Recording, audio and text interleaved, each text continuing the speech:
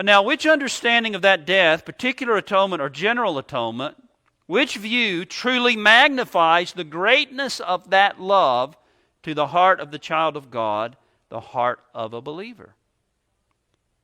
Well, at first glance, some might say, well, the concept of a general atonement does, because it teaches that God's greatest act of love had as its purpose the salvation of each and every person who ever lived. But if you carefully think about that, such a concept actually depreciates the love of God. And how is that? Well, it does so in at least two ways. Okay? First of all, it depreciates the love of God because it teaches, in effect, that God loves each and every man enough to have Christ die for them, but He loves no one enough to make salvation certain for them. In other words, the theory of a general atonement tells me that God's highest expression of love in the giving up of His Son to die on the cross, that love goes no further than making salvation possible for all men, but not certain for anyone. That's as far as God's love goes, and no further, because the death of Christ is the highest expression of God's love, and that's as far as it goes, according to that theory.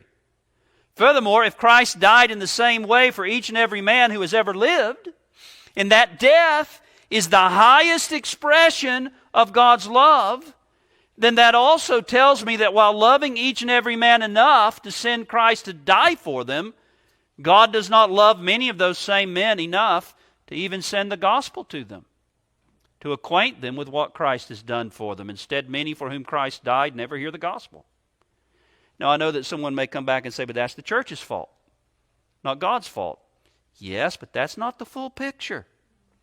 Now, I'm not denying the church's responsibility to take the gospel to all nations, but the fact is there were parts of the world that were not even known to Christians until hundreds of years after Christ died.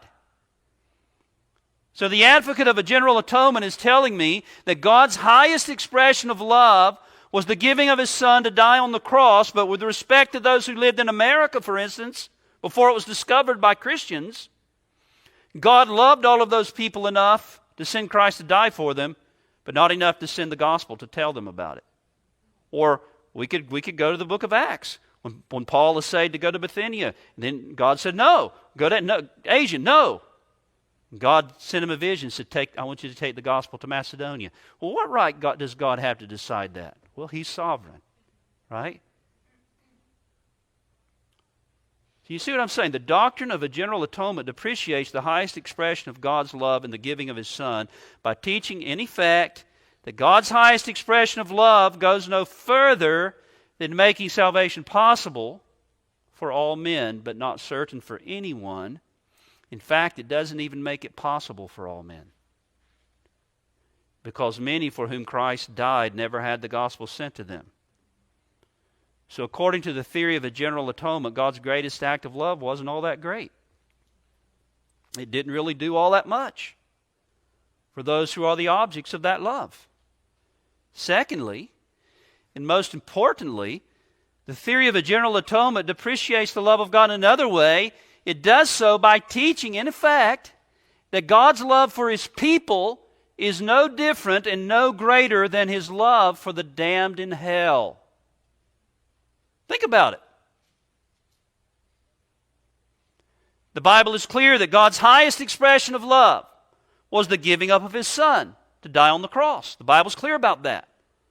And most, if not all, who hold to a general atonement would agree that this is what the Bible teaches. There is no expression of God's love higher or greater than the giving of His Son to die on the cross. Well, if that's so, and it is, and if God gave up His Son with the same and equal purpose for each and every man, then that means that God's love for His people, for believers, is no different and no greater than His love for unbelievers, or even for the damned in hell.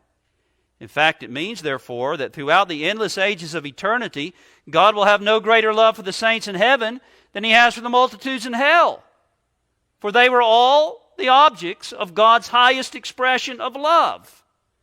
Now, if that's so, what comfort is it to me as a Christian